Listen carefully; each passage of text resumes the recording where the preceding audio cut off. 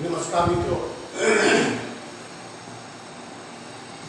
बीजा चैप्टरनी बधी थियरीओ मैं मित्रों पूरी करी नाखी है અને આજે એના ઉદાહરણ અને સ્વાધ્યાયના દાખલા પણ લગભગ પૂરા કર્યા. ઉદાહરણ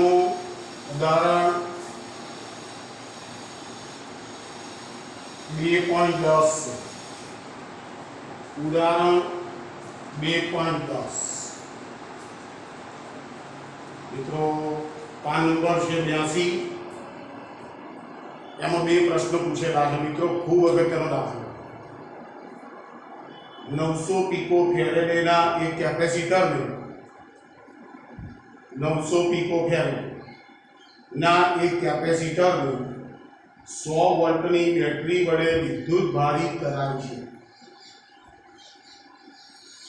તો કેટલી વિદ્યુત ઊર્જા કેપેસિટર વડે સંગ્રહ થશે?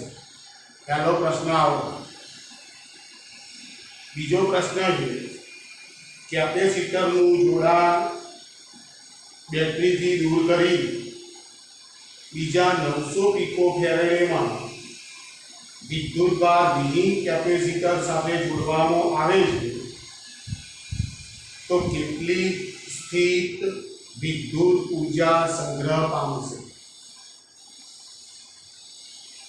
મિત્રો ધ્યાન, મને કેપેસિટર આપ્યું છે જેની C બરાબર 900 પીકો ફેરેડે છે અને મને બેટરીનો વોલ્ટેજ આપ્યો છે V ઇઝ ઇક્વલ ટુ મને 100 વોલ્ટ આપેલો છે. મિત્રો, ચાર્જિંગ કરેલું કેપેસિટર કહેવાય.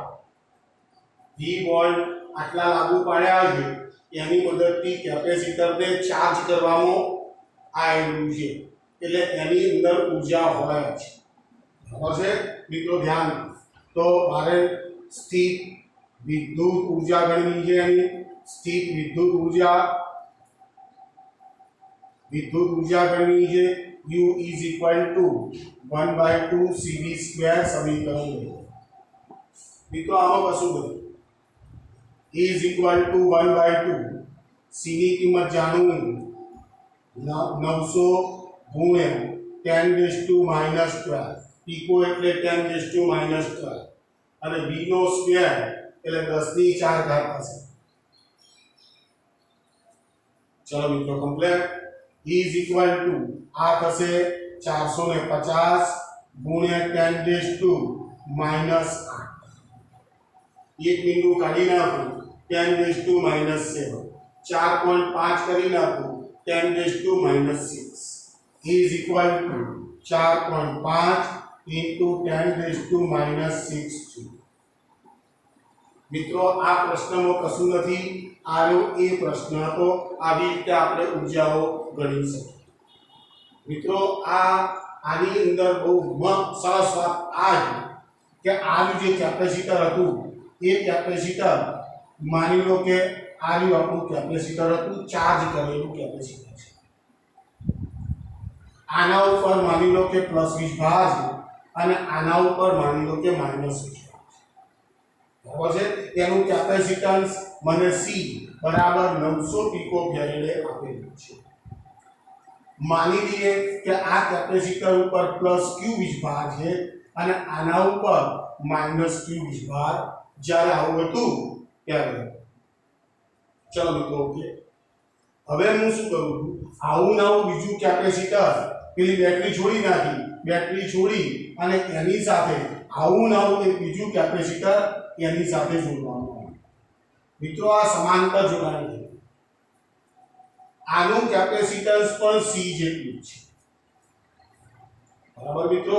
હવે પહેલી વાર વાપરી લો, આ વિદ્યુતભાર વિહીન કેપેસિટર, એને પહેલેથી ચાર્જ કરવામાં આવ્યું નથી એવું એક કેપેસિટર, આ કેપેસિટરની બે પ્લેટો સાથે જોડી આપણે સમાંતર જોડાણ કર્યું. હવે મિત્રો, આના પાસે તો ઊર્જા છે, એટલે મિત્રો શું થાય છે કે આ જે ધન પ્લેટ છે એ આ પ્લેટમાંથી ઇલેક્ટ્રોન મેળવશે મિત્રો ધ્યાનથી સમજો આ પ્લેટ જે છે એ આ પ્લેટની અંદરથી ઇલેક્ટ્રોન બધા આ પ્લેટ ઉપર આવશે એટલે આનો ધન વિદ્યુત ભાર ઓછો થતો જશે અને આને ઇલેક્ટ્રોન ગુમાવ્યા છે એટલે એનો ધન વિદ્યુત ભાર ખુલતો જશે મિત્રો આ ક્રિયા ક્યારે અટકતી હશે બહુ સ્પષ્ટ વાત છે કે બંને કેપેસિટરના કેપેસિટન્સો સરખા છે એટલે જ્યારે આ કેપેસિટરની પ્લેટ ઉપર q/2 વીજભાર થઈ જાય અને આ પ્લેટ ઉપર q/2 જેટલો વીજભાર થઈ જાય ધન ત્યારે આ ક્રિયા અટકી જાય એ પ્રમાણે પેલી સામેની પ્લેટ ઉપર બને ચલો મિત્રો કમ્પ્લીટ છે એટલે એક વસ્તુ નક્કી થઈ ગઈ કે જો સમાન કેપેસિટરો બે આ રીતના જોડવામાં આવે તો દરેક પ્લેટ ઉપર અડધો અડધો વિદ્યુત ભાર વહેંચાઈ જાય બીજી એક ખૂબ સારી વાત છે હવે મારી વાત કે આના બે છેડા વચ્ચે વિદ્યુત સ્થિતિમાનનો તફાવત જે શરૂઆતમાં 100 વોલ્ટ જેટલો હતો બરાબર છે હવે 100 વોલ્ટે ચાર્જ કરી અને આ કેપેસિટરને મેં બેટરી દીધો છૂટી કરી નાખ્યું હવે એના જેવું એક બીજું કેપેસિટર એની સાથે મેં સમાંતરમાં જોડ્યું તો મિત્રો ધ્યાનથી સાંભળજો આ કેપેસિટરના આ બે છેડા અને આ કેપેસિટરના બે છેડા વચ્ચેનો PD હંમેશા એક સરખો થઈ જાય કારણ કે સમાંતર જોડાયેલ તો આ બે વસ્તુ યાદ રાખો નંબર 1 છે PD સમાંતર એ ક્યારે કોમમાં આવશે એની હું પછી વાત પહેલી વસ્તુ તો એ છે કે બંનેના કેપેસિટન્સો જ્યારે એક સરખા થઈ જાય હોય તો એવા સંજોગોની અંદર દરેક પ્લેટ ઉપરનો વીજભાર અડધો થઈ જશે ચલો મિત્રો કમ્પ્લીટ છે તો મને પ્રશ્ન જે પૂછ્યો છે કે આ વિદ્યુત તંત્રની હવે ટોટલ સ્થિતિ ઊર્જા વિદ્યુત સ્થિતિ ઊર્જા કેટલી થાય તો મિત્રો ધ્યાનથી ગણતરી જોજો પ્રશ્નો કેવા પૂછે છે એ બધાની હું અંગાડી ચોખવટ કરવી તો પહેલી વસ્તુ તો એ છે માની લો કે આ બી સેક્શન છે પેલું કેપેસિટર જ્યારે એની સાથે સમાંતરમાં આ રીતના જોડે છે ત્યારે દરેક કેપેસિટરની પ્લેટ પર q/2 જેટલો વીજભાર હોય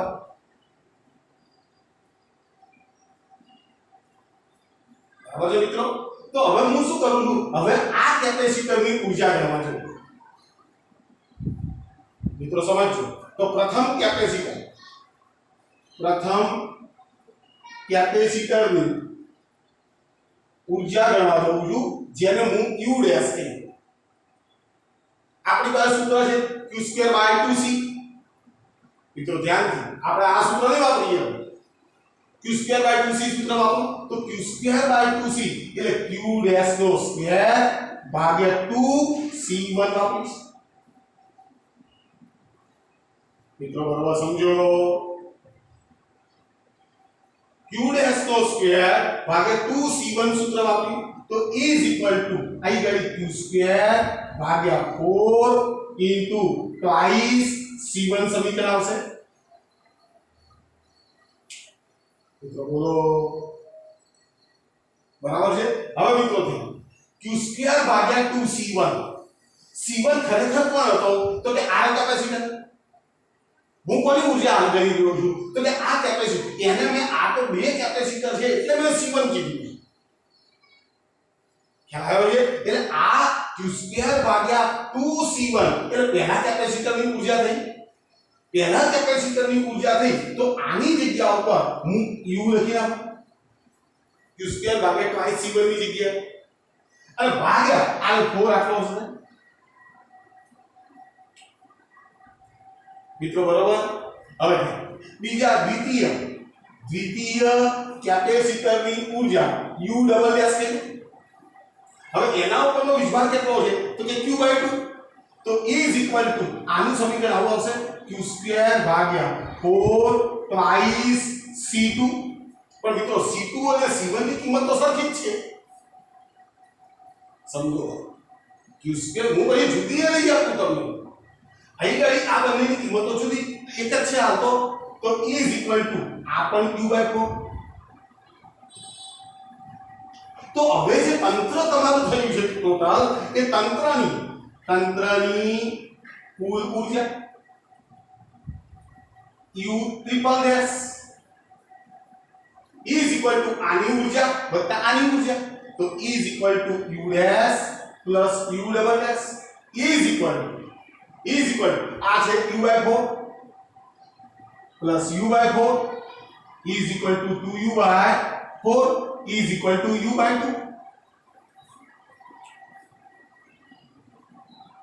चलो मित्रों कंप्लीट છે અમારી વાત। હવે તંત્રની ટોટલ ઊર્જા જે આવી એ U/2, U તો હું શોધી કાઢું, તો ધેરફોર તંત્રની કુલ ઊર્જા is equal to U/2 એટલે 4.5 ગુણ્યા 10⁻⁶ અને ભાગ્યા 2 is equal to 4.5 ને 2 વડે ભાગશો 2.25 ગુણ્યા 10⁻⁶ જૂલ।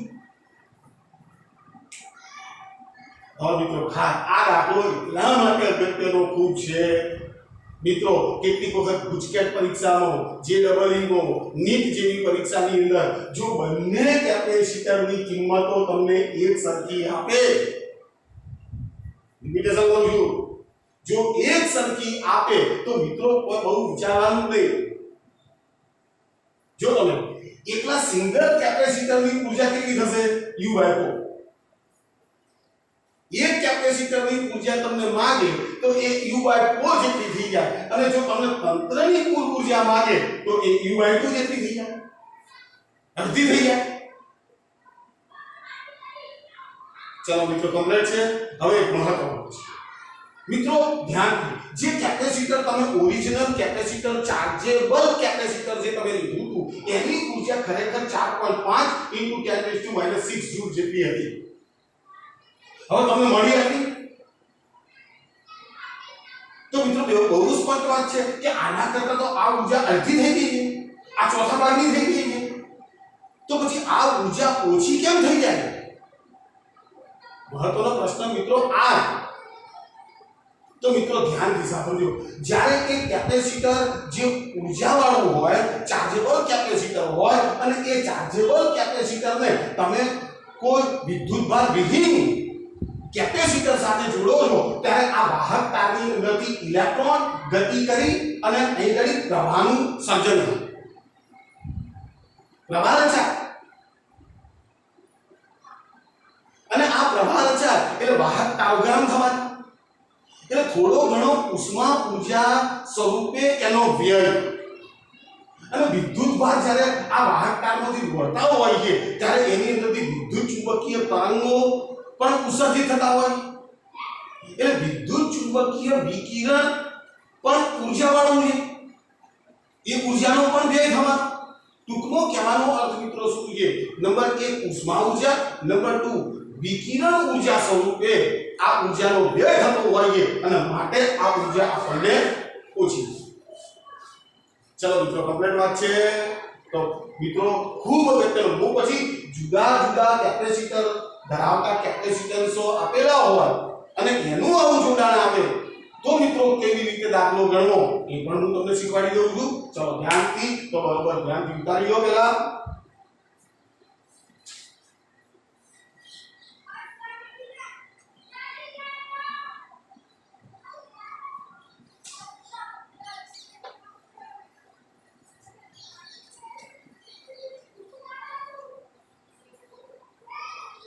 चलो एक स्वाध्यायનો બીજો દાખલો પણ લઉં છું, બિલકુલ સરળ એના દાખલાઓ છે, એને હું ફટાફટ પૂરા કરવા માંગુ છું।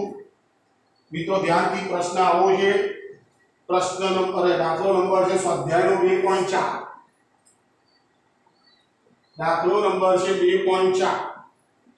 12 સેન્ટીમીટર ત્રિજ્યાના एक गोलाकार सुवाहकनी सपाटी पर 1.6 × 10⁻⁷ कूलम विद्युत भार नियमित रीते पथराયેલો છે।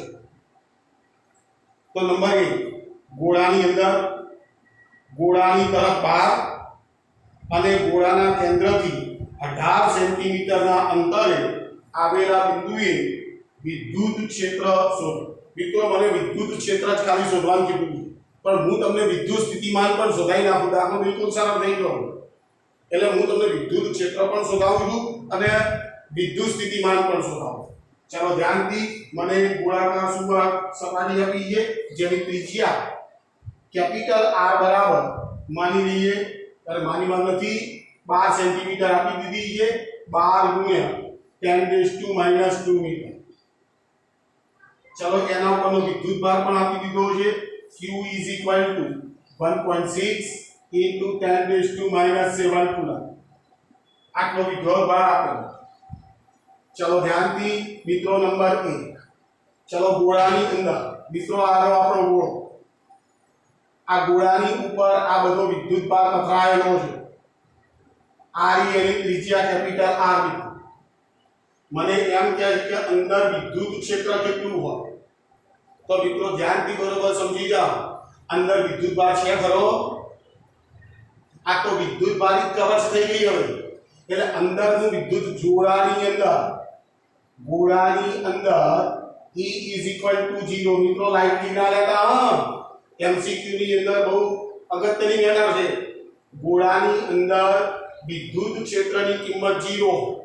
હવે વિદ્યુત સ્થિતિમાન તો V is equal to હંમેશા અચળ હોય અને કેટલું હોય, સપાટી પર જેટલું વિદ્યુત સ્થિતિમાન હોય એટલું જ વિદ્યુત સ્થિતિમાન અંદર હોય.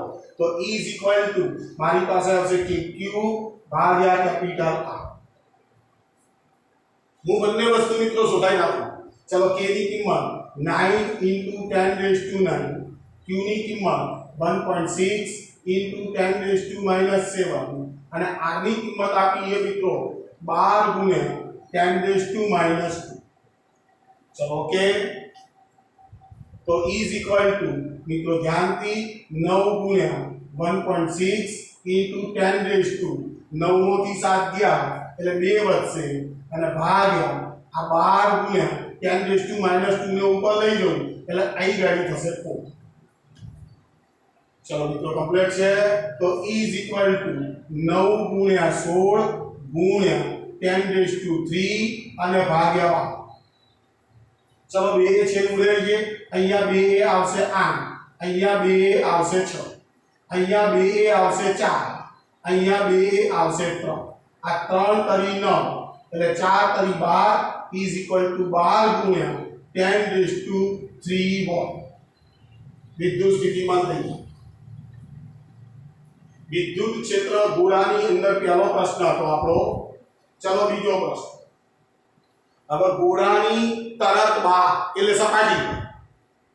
તો સપાટી પર વિદ્યુત ક્ષેત્ર મેળવવું. સપાટી પર ગોળાની સપાટી પર વિદ્યુત ક્ષેત્ર E is equal to KQ/R². ખબર છે? તો K ની કિંમત મૂકી દઉં 9 × 10⁻⁹, Q ની કિંમત 1.6 10⁻⁷ અને ભાગ્યા R² એટલે 144 ગુણ્યા 10⁻⁴. ચલો તો કમ્પ્લીટ છે. તો E is equal to મિત્રો 9 × 1.6 × 10⁻². હવે છે આ થશે 144 ગુણ્યા 10⁻⁴. એ તો એમનું એમ હતા. 10⁻⁴ ને ઉપર લઈ જવું તો R થઈ જશે 10⁻⁶. ચલો ઓકે. હવે 16 ગુણ્યા આટલા કરવાના છે એટલે 9 × 16 ગુણ્યા 10⁵ અને ભાગ્યા આ છે 144. મિત્રો E is equal to ચલો 9 × 6 = 54 નો ચોગડો વધી પડી 5 9 × 9 ને 5 14 144 × 10⁵ ભાગ્યા 144 144 કેન્સલ 10⁵. વિદ્યુત ક્ષેત્રની તીવ્રતા શોધી ન્યૂટન પર કુલમ. ચલો મિત્રો કમ્પ્લીટ છે. આ વિદ્યુત ક્ષેત્ર છે. હવે સપાટીની સેજ બહાર મારે વિદ્યુત સ્થિતિમાન શોધવું છે. मीन्स सपाटी पर शोधવું મિત્રો આ ગણિત તો બેઠા છે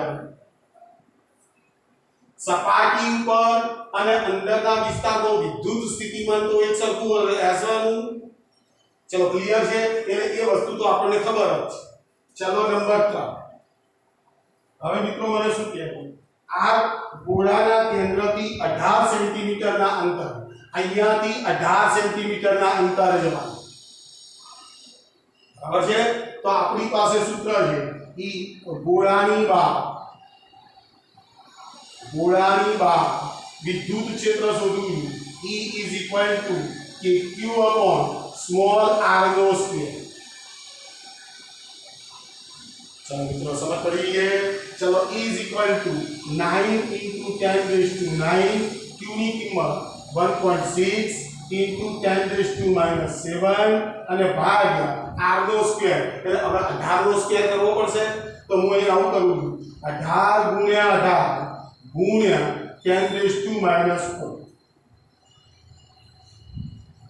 10 raised to minus 4 तो समाना नहीं गया मारा 18 सेंटीमीटर लेवाना चलो E is equal to चलो ध्यान थी तो 9 गुण્યા 1.6 into 10 raised to 6 કરી નાખો અહીં તો બે વધવાના એટલે 10 raised to minus 4 ઉપર લઈ ગયા 10 raised to 6 થઈ જવાના છેદમાં આવશે 18 ગુણ્યા 18 E is equal to 9 ગુણ્યા 16 into 10 raised to 5 અને ભાગ્યા 18 ગુણ્યા 18 ચલો 9 દુ 18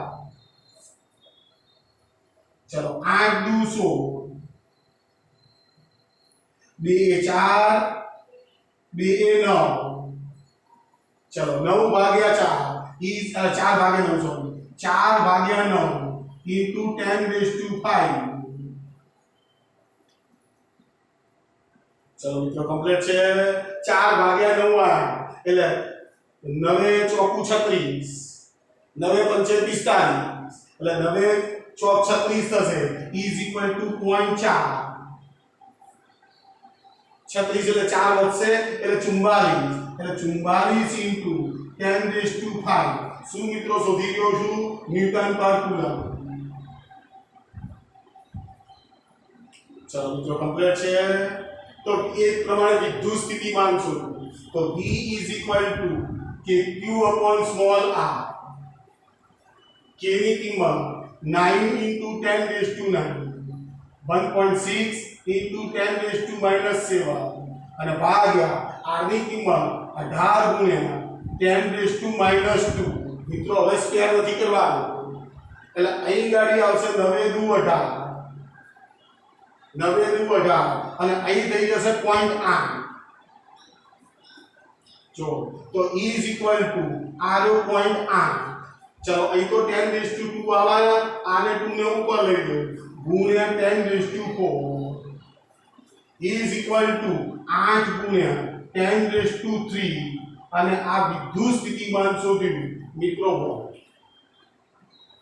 મિત્રો બિલકુલ સરળ વસ્તુ છે પણ હું દરેક વસ્તુની એક કાળજી રાખવા માંગુ છું મિત્રો કે તમે જેટલા ગંભીર બનશો જેટલા સજાગ રહેશો એટલા તમે આસાનીથી આ બધા પ્રશ્નોના જવાબો તમે લાવી શકશો અને મિત્રો આવા નાના નાના દાખલાઓ અંદર સ્વાધ્યાયની અંદર મૂકેલા છે તો મિત્રો બરોબર ધ્યાનથી વાપરી લો આ બધા દાખલાઓ જે એ એમસીક્યુ ની અંદર પૂછાયેલા હતા અને ગઈ સાલે એવું જ બન્યું હતું કે ભાઈ આ જે નાના નાના પ્રશ્નો છે એ નાના નાના પ્રશ્નો એમસીક્યુ ની અંદર આ લોકો મૂકી દે ચલો स्वाध्यायનો 2.10 નો દાખલો 2.10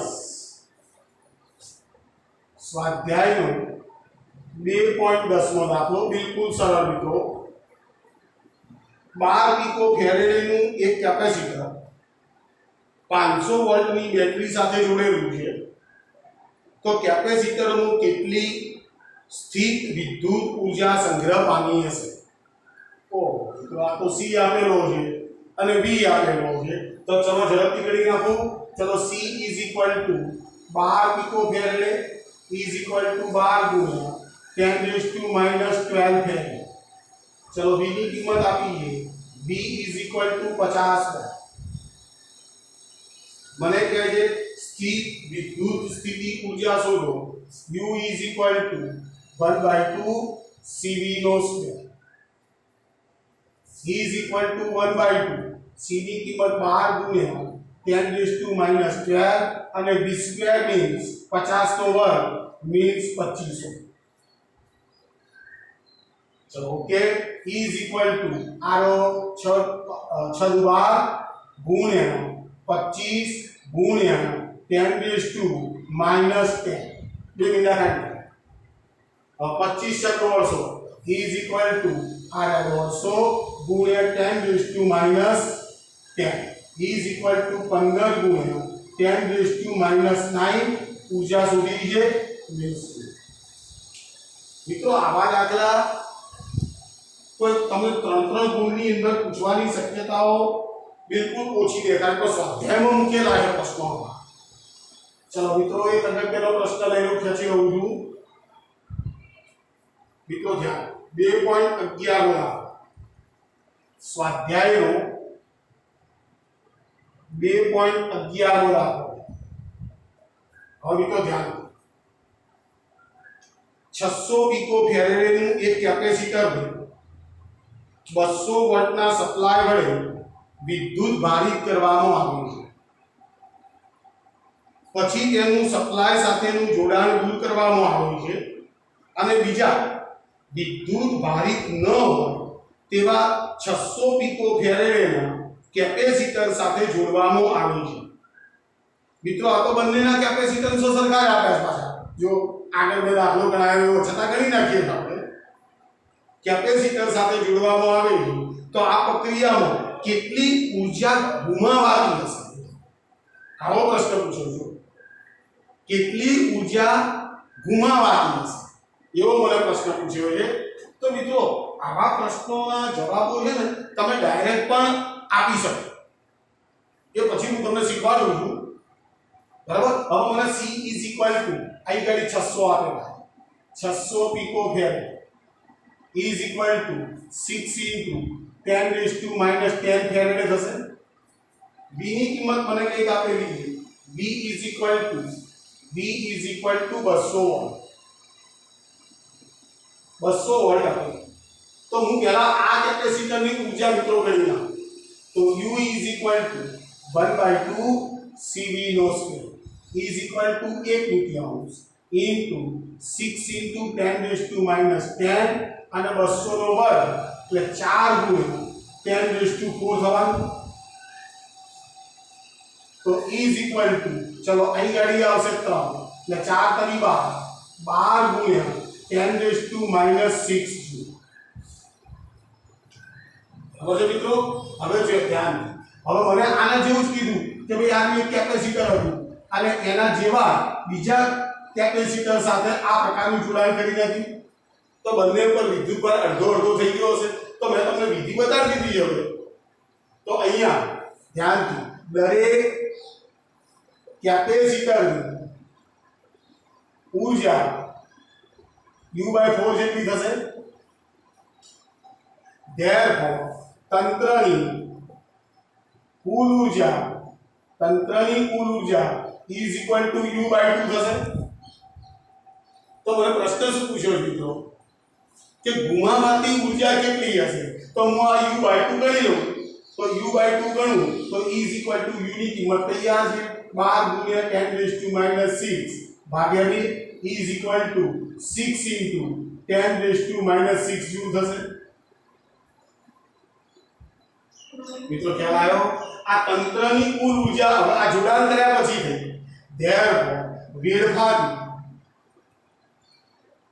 વેડફાતી ઊર્જા અથવા તો ગુમાવાતી ઊર્જા is equal to હું શું કરું છું આને u ડેશ ધારી લઉં તો u માંથી u ડેશ બાદ કરી નાખું u કેટલી છે is equal to 12 ગુણ્યા 10 raised to minus 6 6 into 10 raised to minus 6 is equal to 12 માંથી 6 ગયા 6 into 10 raised to minus 6 joule માઇક્રોમોલ લખવા તો બધા માઇક્રોમોલ લખી શકાય ચલો મિત્રો કમ્પ્લીટ છે ચલો મિત્રો એક બીજી આ જે તમે દાખલા ગણો છો ને જેની અંદર બંનેના કેપેસિટન્સ તો તમને સરખા, જો કદાચ તમને સરખા ન આપે તો તમારી પાસે એક ડાયરેક્ટ સૂત્ર હું મૂકું છું કે જે સૂત્રની મદદથી તમે આસાનીથી એ વસ્તુ ગણી શકો. તો કેવું સૂત્ર છે મિત્રો? તો મિત્રો ધ્યાન, તંત્રની ટોટલ ઊર્જા તમારે ગણવી હોય, ટોટલ ઊર્જા એટલે આ ટોટલ ઊર્જા તમારે આ પ્રકારનું જોડાણ હોય અને ટોટલ ઊર્જા તમારે ગણવી હોય તો ટોટલ ઊર્જા U dash is equal to C1 into U ભાગ્યા C1 plus C2 સૂત્ર વાપરવું. જરા ચેક કરી દો. C1 ની કિંમત આઈ ગઈ 6 into 10 raised to minus 10. U ની કિંમત આપણે શોધી ગયા છે 12 ગુણ્યા 10 raised to minus 6 અને ભાગ્યા C1 plus C2. C1 plus C2, C1 અને C2 બંનેની કિંમત તો એક જ છે એટલે 600 અને 1200 થશે એટલે 12 ગુણ્યા 10 raised to minus 10 થઈ જશે. બોલો મિત્રો. તો મિત્રો જો આ 12 તો ઉડી ગયા, 10 raised to minus 10 ઉડી ગયા is equal to 6 into 10 raised to minus 6 joule. જો મિત્રો આ સૂત્રનો પણ તમે ઉપયોગ કરી શકો, તમને ખોટું આપી શકાતું નથી. આ સાંભળી લો, ખ્યાલ આવ્યો? અને મિત્રો ધ્યાનથી, જો તમારે આ ટોટલ ઊર્જા, જો તમારે ગુમાવાતી ઊર્જા શોધવી હોય, ગુમાવાતી ઊર્જા, તો એનું મિત્રો સૂત્ર, તો એ ગુમાવાતી ઊર્જાને હું અહીં કરી U ડબલ ડેશ કરું. U double dash is equal to આ ગુમાવાતી ઊર્જા છે, ગુમાવાતી ઊર્જા U double dash is equal to C2 into U ભાગ્યા C1 plus C2. સૂત્ર એવું ને એવું. હવે જો અહીં તો C1 ને C2 ની કિંમત સરખી જ છે એટલે જવાબ આટલો જ આવવાનો અને એ આનો આવશે. મિત્રો ખાસ ધ્યાન રાખજો કે આ જે સૂત્ર મેં તમને આપેલું છે એ સૂત્રની આ બધી ગણતરીઓ એ એની જ છે ગણતરીઓ મિત્રો. ખ્યાલ આવે તમને? હવે હું મારી વાત ક્યાં છે મિત્રો? ધ્યાનથી. ઘણી વખત ગુમાવાતી ઊર્જા માંગે અને તમે જો ડાયરેક્ટ આ C1 અને C2 ભલે તે જુદા જુદા આપ્યા હોય તો પણ તમે આ લખી શકો. તંત્રની ટોટલ ઊર્જા તમારે શું? પણ મિત્રો U/2 U/4 આ તો તમારે યાદ રાખવું પડશે. અને હું કેવી રીતે લાવ્યો છું એ તમે સારી રીતે જાણો છો. ચલો મિત્રો ઓકે છે. તો મિત્રો ધ્યાનથી બરોબર 4 દાખલા જે બનાવ્યા છે એ ખૂબ વ્યવસ્થિત રીતે તમારા ચોપડાની અંદર ઉતારજો. સ્વાધ્યાયનો લગભગ મારી પાસે હવે 1 કે 2 દાખલા છે અને એ 2 દાખલા પૂરા કરી હું ઉદાહરણને પણ વ્યવસ્થિત મઠારી લઉં છું કે ભાઈ એની અંદરથી હવે કયું ઉદાહરણ બાકી છે. એ બાકી કર્યા પછી મિત્રો વધારાના સ્વાધ્યાયમાં કેટલાક પ્રશ્નો ખૂબ સરસ આપેલા કે કેપેસિટર વાળા ચેપ્ટરની અંદર તો વધારાના સ્વાધ્યાયની અંદર જે મને એવું લાગે છે કે ના ભાઈ આની અંદર કંઈક કન્ટેન્ટ પડ્યું છે, કંઈક સમજવા જેવું પડ્યું છે, તો મિત્રો એ આવતા લેક્ચરની અંદર તમને હું એ શીખવાડીશ. ચલો ઓકે મિત્રો.